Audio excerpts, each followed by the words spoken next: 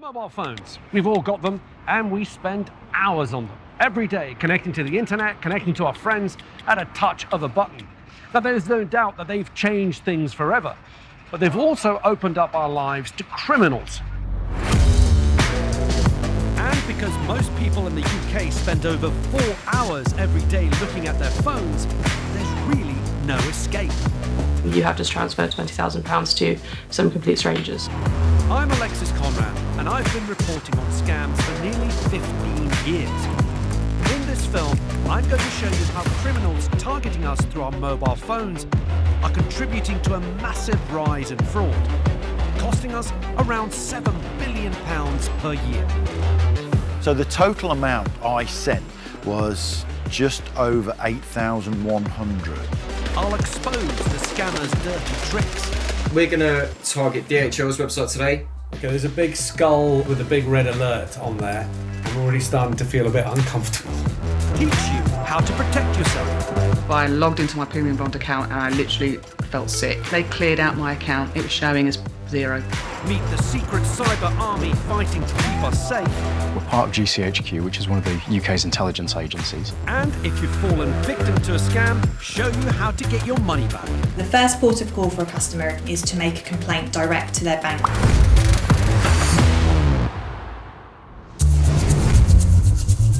Fraud accounts for nearly 40% of all UK crime, and it's rising, unlike almost all other types of offence. Mobile phone scams play a big part. 8 out of 10 people in the UK have been targeted in the last year.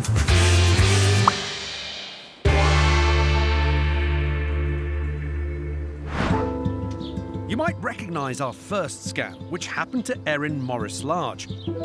Erin just bought her first home, but she nearly lost everything, and it all started with a text message. I remember originally getting a text message from the Royal Mail. Your parcel is waiting for delivery. Please confirm the settlement of £2.99 on the following link. I was at work, so I wasn't really thinking about it, so I went on to the link. I put in my bank details, paid the customs charge, and thought that was it. And then 3 days later, I got a phone call from someone purporting to be from my bank saying, well, we're really sorry to tell you, but you have been the victim of a scam. The caller told Erin the Royal Mail website was a fake, created by scammers to harvest her bank account details. So obviously you go into this massive panic thinking, oh my God, someone's about to steal all of my money. And there was £50,000 in that bank account and it had my inheritance money in it. So it was quite a lot of money. And then this was just before we were meant to make our first mortgage deposit payments. So obviously that was a huge shock. They then said, right, we're going to have to get you to transfer your money to a safe account. Otherwise, all your money's going to be gone. Erin then did a sensible thing. She checked the number the caller was using against the telephone number on the back of her bank debit card. They were identical. I completely thought, well, this must be real. So anyway, it continued and said, are you inside your bank app right now? And I was. And they made me set up 4 different accounts, and the big red warning things came up when they asked me to transfer 4,300 something. The caller said the bank's online warnings were nothing to worry about, so Erin carried on, paying out a total of £20,000. It was only when a helpful colleague at work rang the alarm bell that Erin knew something was wrong. My colleague came sprinting over to me and said, I've just Googled the number. It says first thing, this is a scam, you need to hang up. So I hung up the phone and I blocked the number and I called back the fraud team straight away and said, was this you? And they said, we're really sorry, but that wasn't us. You have just transferred £20,000 to some complete strangers. The bottom of the soles of my feet fell out from me, as this was a week before we were meant to put our money down for my first house. So they said, right, well, all we can do at the moment is we can't reimburse you because you did get the warning sign. Erin felt the bank should reimburse her, especially since the scammer had used their number to call her, a technique known as number spoofing. Finally, Erin took matters into her own hands to try and overturn the decision. So I took it upon myself to go onto the radio stations, and the second I told the bank this had happened, I got my money back. Erin only got reimbursed because she kicked up a huge public fuss. Her scam all started with a text message that contained a URL. The URL or link is an underlined text that when clicked on takes you directly to a website. I would advise never to click on URLs inside text messages because you don't know that the websites you'll land on are trustworthy. Now, if you accidentally do so and you're a little bit worried, there are still things that you can do. You can check to see if that website is genuine. So let me give you an example. Here's one of those URLs. It's book-redelivery-royalmail.com. We've landed on there. We're not quite sure if it's genuine. We can copy the web address and we go over to a website called whois.com. This will give us all that information that we want to check. So we enter it in. Here we go. It was registered in 2021. Now I can tell you that the real royalmail.com website was actually registered in 1995. So already we've got a big red flag. It was also registered in Reykjavik, Iceland. So unlikely that this is a genuine website. We also call these kinds of fake websites phishing websites. But what does that mean? I'm on my way to visit a leading cybersecurity expert, Mike Godfrey. Together, we're going to do a deep dive so he can show me how phishing websites reel you in.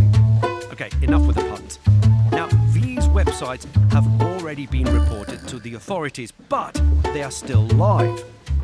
They can be very dangerous, so this is definitely not something to try at home. Right. So let's have a look at some phishing websites. So if we have a look at this and how this one looks quickly. This first phishing website looks just like British Telecoms. We can see how it looks. Now that font tells me this probably isn't legitimate. That's not the BT font, although they've gone to the trouble of getting the little BT logo up. They have, yeah. And the menu, the drop-down menu, sort of looks like where everything should be, but they've really let themselves down, Mike, with that font of my account in there. But yeah, I mean, look, if that was different and these were more aligned, yeah, it's not a bad website. No. Really. What would this website be designed to do for the scammers? So this website is credential harvesting, information harvesting. So obviously when we click on this website, the first thing it's asking us to do is email and password. That's why they're called phishing websites, because they go fishing for your personal information. And when they get it, scammers will reuse your username and password to get access to your other accounts. So people would 100% use those details on other websites, and then potentially I've got access to all of your sites, things like PayPal, Amazon, eBay, Dropbox, just from phishing for your information on here. So yeah, super valuable to a hacker, absolutely. Yeah, my mum would probably fall for this. But it's not just mums who'd fall for it. We wanted to see whether the great British public would. So we went out and showed them screenshots of some household name websites and asked them if they were real or fake. Yeah, that's real. I'm not sure about this one. Not fake. Not fake. Fake. Amazon, I know that's real. I use it all the time. Spotify. I mean, that seems legit as well. That one's not real. The Disney is genuine because we all know it is. Yeah, they all look real. Well, out of the 10 people we asked, all of them were deceived in some way because every website was a fake, which just goes to show how convincing they can be.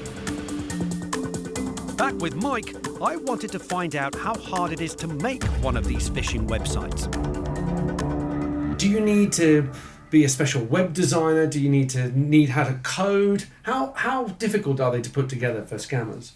So unfortunately, these websites are extremely easy to put together. Now, what I'm going to show you, I haven't prepared. So we're going to log into this. We're going to go from a standing start. And if you want, we can see how long it would take to clone a website start to finish.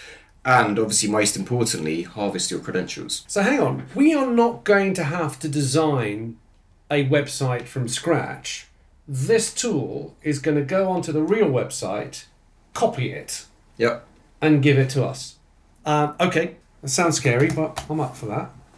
Mike's plan to clone a website should give us a perfect copy of the real thing.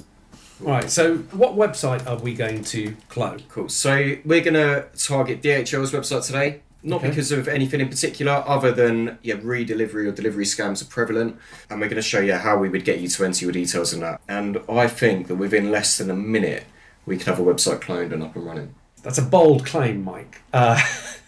So we start by just logging into this tool. Okay, there's a big skull with a big red alert on there. I'm already starting to feel a bit uncomfortable. So now what we do is we enter our commands. Just to make sure we're not doing anything illegal. No, we're doing nothing illegal at all. So none of this is leaving my network. So in a sense, we've gone over to the other side right now. We are from the scammers' side to see what they see, do what they do in order to get our details. Absolutely. Okay, well this is a first for me. So now we're telling it which website we want to clone. We hit enter, and it's done. What? That was less time than making a cover, not even a minute. So now, to prove that it's done, what we'll do is we'll go to a web browser. This would be our malicious link. Okay. We hit enter on that, and now we're presented with DHL's cloned Wait, what? website. So, hang on. That is the DHL website, and you can't really tell any difference. It's a one-for-one copy. Yeah, it's very, very difficult to see any difference. This looks exactly right. Absolutely. Yeah, it's exactly the same. Now that our cloned website is ready, Mike's going to show me how it could harvest my personal information. So it's asking me to log in. Yeah, so I'm going to move this over here. So here we can see our back end. So this is what a hacker would see. Yeah. So it's telling us here the email address is required. So if I hand this over to you, Alexis, and you put in an email address. An emal address. Not your genuine email address. I will not give you my genuine email address. No, I will not do that. Alexis at conman.com. And then, of course, the password. Password. I'm going to use Harry as a password. Yeah, cool. So if you hit enter and cast your eyes over here, you'll see that here we've got your username and your password, which has appeared here. That was instant. Instant, yeah, absolutely. So you can see here it says, we got a hit. It's so scary to think just how quickly this con works. In a few clicks, they've got you. If you do get a suspicious-looking text message and one with a dodgy-looking link in it, then do report it, because all information helps the authorities. You can do that by forwarding it to 7726. Now that spells spam on your numeric keyboard. The number is free to use and it's available on all UK networks. So what happens when you forward a suspicious text message to 7726? Well, it ends up here at the National Cybersecurity Centre, or NCSC. Ian. Nice to see you. Thanks so much for having us Pleasure. here. I really appreciate it. Ian, what does the NCSC do? We're part of GCHQ, which is one of the UK's intelligence agencies, and our job's to make the UK the safest place to live and work online. So that's everything from top secret military intelligence stuff down to people's everyday lives. You do rely on the public to report suspicious text messages through the 7726 forwarding service. So talk us through that. How does that service work? When we get that information, that link, we'll go follow it, we'll see what it is. If it's dodgy, we'll go to the provider that's hosting it and ask them to take it down. On average, we take down about 5,000 scams a year, where 7726 is the first time we ever hear about it. So as soon as you tell us, we'll do our best to take it down. Well, those companies, can they just say, well, we're going to leave it up anyway? They can. And when they do that, we publish a report every year that says this is how our takedown service works. And these are the hosters that did really well in taking stuff down. And these are the hosters that did really badly. Right. And we just publish it. So it's a reputational issue. You don't want to be the hosting company that hosts the most phishing websites. You do not want to be the fishiest hoster. Do you ever get close to the people who are running the phishing websites? All the stuff that we get, we work with law enforcement to see if it's possible to do interdictions on the people behind it. Because one thing we've learned over the last few years is criminals will go where the money is. We'll make it much harder for them to attack the UK full stop. I'm Alexis Conran, and I'm investigating mobile phone scams. That one's not real. There are many kinds. Some are just plain silly. Hey, It's Michael Jackson. I'm not really dead. Can you send me £600 so I can fly back to the United States? Hey, it's Lady Gaga. I need £145 to continue working on my new song. Hello, I am UK government. You need to pay £1,500 gift card to me, or you go under the rest. Others are much more convincing. Walk on, that's it. This is Mitch Ward. Steady, steady, that's good, steady. He is the last person on earth you'd expect to get scammed. The irony of all of this was that I was a police officer who would go round and tell people, be careful of scams. Mitch is retired from the police force now, so he has a bit more time for his favourite hobby, training horses. But if he can fall for a scammer's dirty tricks, anyone can.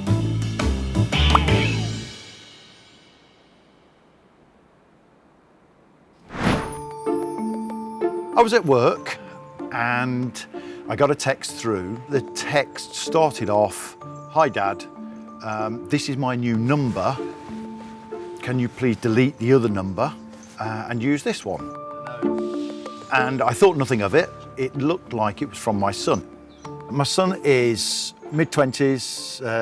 He lives on his own. He's all independent himself and everything like that, so he works. Great lad.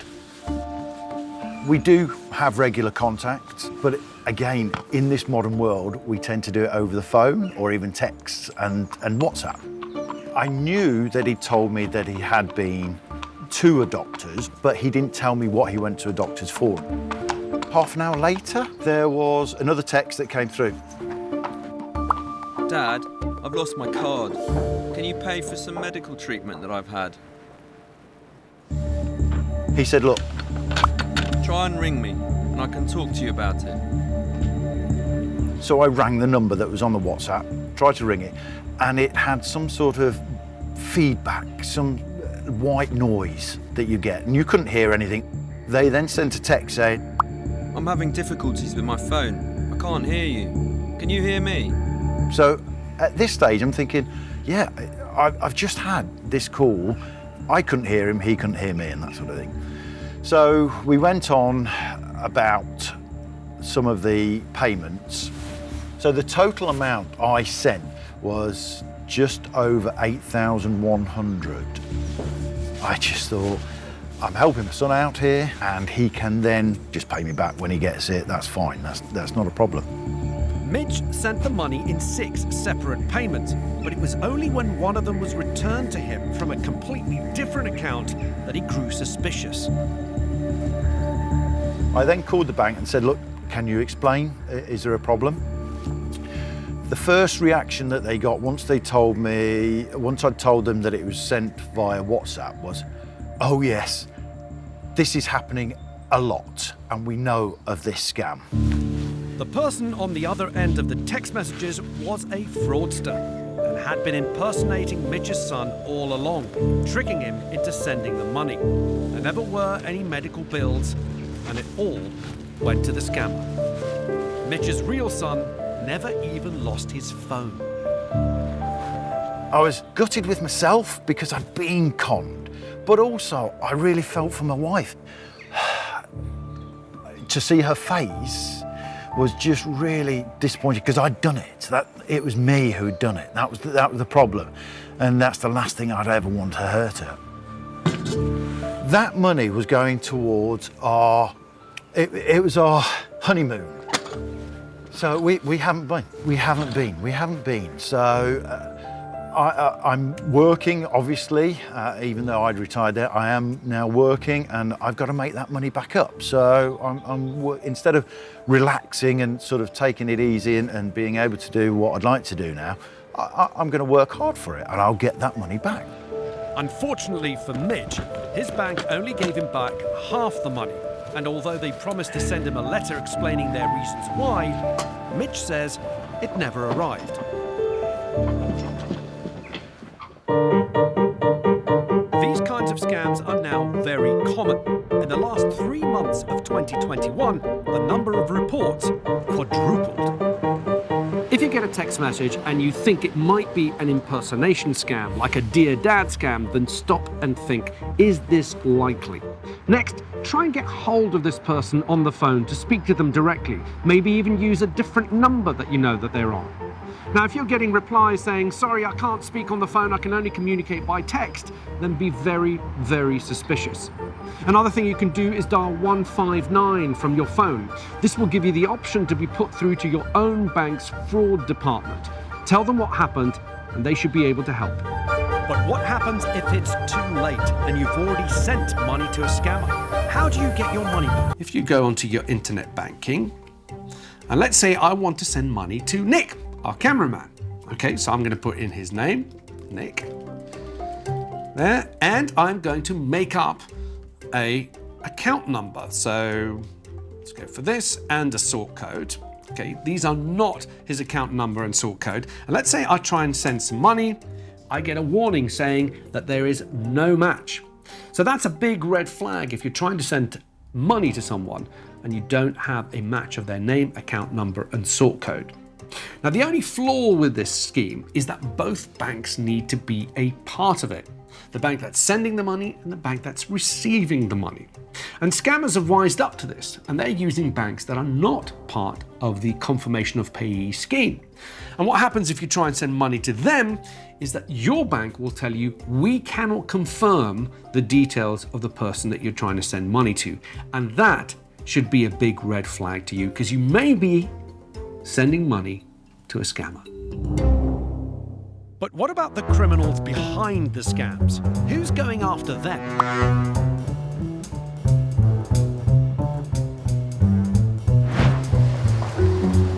I went to meet John Gilland from the National Economic Crime Centre to find out.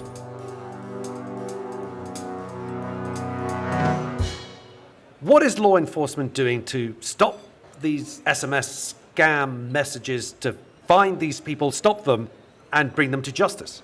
We are, as a system, catching people involved in smishing.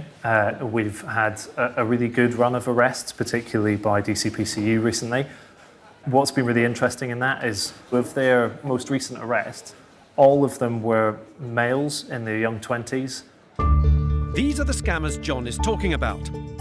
Tay Gallagher, 21, from London, was sentenced to just over 4 years for tricking people into providing their bank details to receive a non-existent vaccine. Thomas Proudfoot, also 21, from Surrey, was sentenced to 4 years and 8 months after he sent scam text messages that offered victims fake COVID-19 grants. And Abdisalam Dahir, 20 years old, got 22 months for sending out messages claiming to be from the taxman, asking victims to provide personal details, claiming they may be eligible for another COVID-19 grant. What's shocking about all these criminals is that they're all so young. Most of them are barely out of school. Even more galling, they were targeting us during the pandemic, when we were at our most vulnerable. Could more be done to stop them?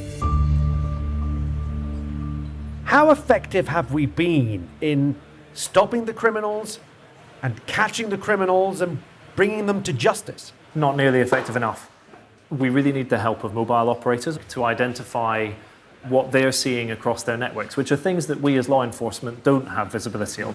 In an ideal world, none of these messages would be delivered to members of the public, because you would have technical solutions in place at the network level which can block those before they even arrive. We've been investigating the mobile phone scams criminals use to con innocent people out of their hard-earned cash.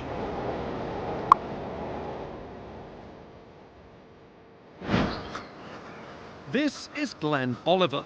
And Glenn's not working as a carpenter, he's often in his shed tinkering with his collection of 7 motorbikes. Glenn was a victim of a scam that started off with an unexpected call from a person saying they were from his bank's fraud department. Glenn didn't believe them until the caller did something to change his mind. And they said, well, we'll send you a message through that you're talking to our fraud squad. The text message that came through was very convincing. because the message came through the text number on their thread. Just said, This is just a confirmation text message. You are talking to our fraud team. I've had messages from my bank before, and they've usually been, saying if you're going to go overdrawn or stuff like that, but it's always on the same thread. So I was convinced that I was talking to my bank. The caller, who had stayed on the line, then said that all of Glenn's money, some £3,600, was at risk, and he needed to move it to a new account that he could set up himself online. I was feeling very anxious because that was money I put aside to have my teeth replaced. Some years ago I had a car accident. I got hit from behind in my sports car at 70 miles an hour and spun me right round. I actually bent the steering wheel 3 inches by holding onto it, and lovely white teeth falling out overnight. I haven't got any teeth at the moment, and it was due to pay for that. Glenn was told he needed to act quickly to keep his money safe, so he went ahead and moved it into the new account given to him by the caller. When I'd spoke to them and I'd made all the transfers and that, and they just sort of basically wished me a good weekend and everything else, like a bank would speak to. I'd never had any idea that I was scammed until the next day when my bank phoned me and said there'd been fraud committed on my account.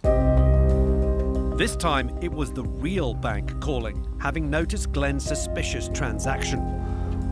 The real bank told Glenn that the previous call and the text message had been from scammers, even though the text had come from the bank's official texting number. They knew how much had gone, and they knew where it had gone, but because I'd had been a victim of identity fraud before, they decided that they wasn't going to pay me back. I feel a bit annoyed because I've been with my bank for 37 years, and I just felt like I wasn't a valued customer at all. Glenn's now taken his case to the Financial Ombudsman and is hoping for a full reimbursement. Now, if like Glenn, you've ever received a fake or spoofed text message that looks like it comes from your bank, you might be wondering, where does it come from? Is it a bunch of criminals sitting down in a darkened room with very sore thumbs, texting loads and loads of numbers? Well, the chances are a text message that you've received has come from a machine like this. This is what's called a SIM farm or a SIM bank. It's a machine that costs several £100s. It's usually available in China, but we were able to buy one on an auction website here in the UK. Now, it's important to say that these machines are not illegal. Genuine, legitimate businesses use them to contact their customers. Now, basically what it is, it's a bunch of 32 modems, which each take a SIM card. Now, these modems are able to connect that SIM card to a mobile network. Now, you connect the machine to your PC with some freely available to download software. You type in your message, you feed it a bunch of numbers, and hey, presto, it just starts sending out text messages. Now, according to the manufacturer, it says that each of these modems can send 10,000 text messages per hour. Now, do the math. 32 of them, that's 320,000 text messages per hour. And in a 24-hour period, this machine is capable of sending out 7,680,000 text messages. Now, if they're all scam text messages, that's pretty scary stuff. However, help is at hand. The mobile networks have a new way to stop scammers from sending text messages that appear to come from companies such as your bank.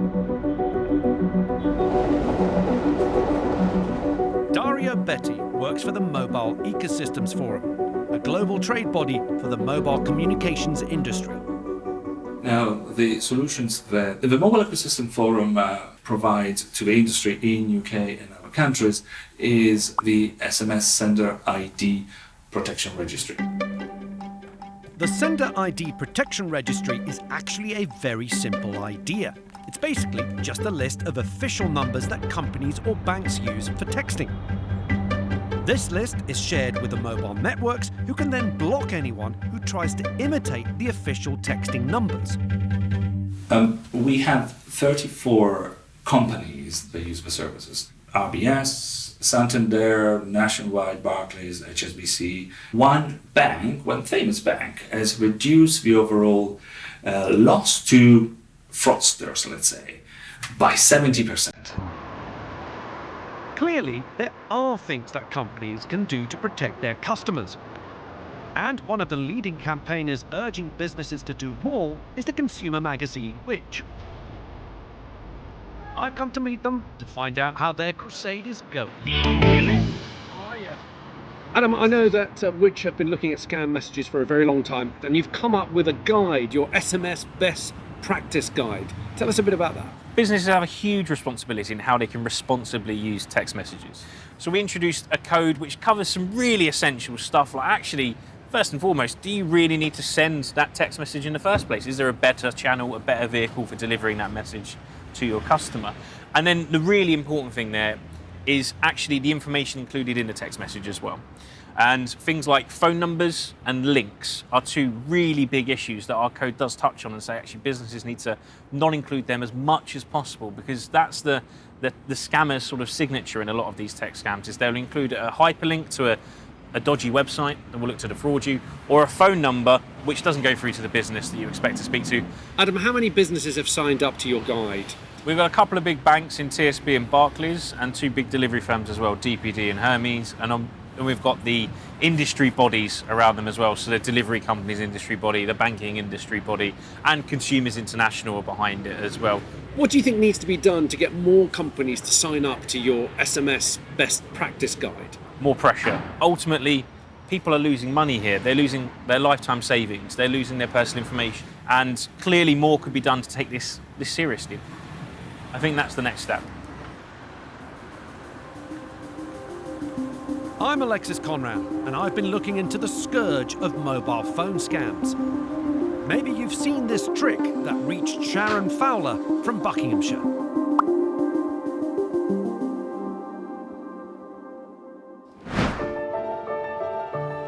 Sharon was on a train coming home from work one evening when she received a very unusual text message. I got a text message from my mobile phone supplier saying, "We've processed your SIM activation request and your new SIM will be active within 24 hours. And I thought, it's a bit strange, I haven't asked for a new SIM card. So I phoned my mobile phone supplier from the train and got through to a lady, and she said, "Oh, well, yes, I can see by our records you've requested a pack transfer." And I was like, no, I haven't. Usually, we would only need to request a pack transfer for a new SIM when we change phone network. And she said, "Oh, well, it seems like somebody's got through security." I was, "Well, how have they done that?" And she said, "Well, don't worry too much, it's fine. Can you get to a store?" And I said, "Yeah, I can get to a store."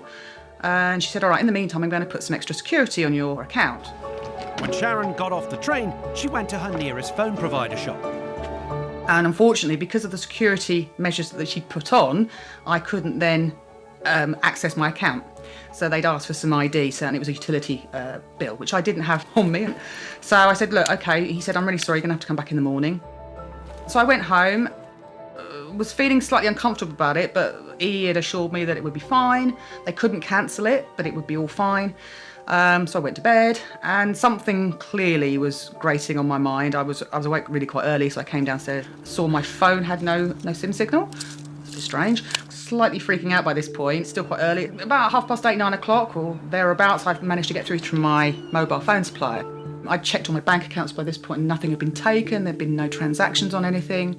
So I went down to the store, took my laptop with me and sat in the store while I chatted to the guy. He basically then told me that the reason this has been done, they are basically stealing your number. They're stealing your number to put it on another phone so they have access to that number so that when you log into your bank account, or they log into your bank account or your credit card or any other account that you have, if you happen to have verification set up on your mobile number, they will get that text message. It was something called SIM swap, which was the first time I'd ever heard of this. A SIM swap scam is the cunning way crooks try to bypass two-factor authentication. What is two-factor authentication, I hear you ask? Well, it's that extra layer of security when we use our phones to verify our ID while logging into user accounts on the internet. The guy in the store managed to stop it, if you like, and swap it back. So I started to get a signal back on my mobile. So while I was there, I logged onto their Wi-Fi and logged into my Premium Bond account, and I literally felt sick. I had about £9,000 on my account, and my daughter Ellie had about £1,800 in her account from her christening. And because she's under 16, it's a linked account. And they'd taken Ellie's money, and then they cleared out my account. It was showing as zero. And as a single mum, it was pretty much all the money in the world that I had. Just the thought that somebody had come in and thought that they could just take it was massively insulting. I was furious, actually. So I phoned Premium Bonds, went straight through to their security team. They went off to listen to the phone call. Whoever called didn't get through the online verification, but got through the telephone verification. And the transfer hadn't gone through. So they cancelled and they held up the transfer. Sharon was lucky. She got her money back just in time. You see, sometimes the criminals do come away empty-handed, especially when their targets turn the tables. Hi, your FedEx package with delivery code BLAH is ready for pickup at... Hi, welcome to online casinos. Thank you for placing a bet by entering your number into our system. £50 has been charged from your number. Cancel. Don't take my money. Thank you for placing an additional bet into our system. £100 has been charged from your number. What? No! Cancel the bet. Job for you as a chauffeur. Earn £950 weekly. Apply here. Thank you for subscribing to Random Cat Facts. Each morning you'll be given a new fact about cats. You'll be billed £99 a month. A cat was the mayor of an Alaskan town for 20 years. Stop to cancel. Joking aside, I'm frustrated because SMS scams could so easily be reduced or even eliminated altogether. It's clear that we are taking some steps to battle fraud, but I think we could be going further. Take phishing websites, for example. Now, if you look at the web addresses, they're clearly designed to deceive us. And we have to ask ourselves the question, the companies that are allowing these web addresses to be registered, are they doing enough to help protect us? And for me, the big one has got to be stopping companies from being able to send us links in text messages. We could adopt the delivery tracking system. They could send us a code instead of a link. We navigate to that company's website either by using a search engine or typing in the web address ourselves, enter the code, and get our personalized message. Yes, it is an extra step, but that extra step could help save millions of pounds in fraud. The organisation with the most power to fix the problem of text message scams is the government's communications regulator, Ofcom. I went to pay them a visit to see how they're getting on. I've been making these sorts of films now for quite some time, and text messaging, phone call spoofing have been around for a very long time, and things are getting worse. What are we doing to try and stop phone numbers being spoofed so that people are tricked into thinking they're talking to their bank or authorities? So one of the things that's been really successful in recent years is the introduction of something called the Do Not Originate list. And what lots of us don't realise is that the number that appears, say, on the back of our bank card is the number that we can use to call the bank, but the bank will never use that number to call us.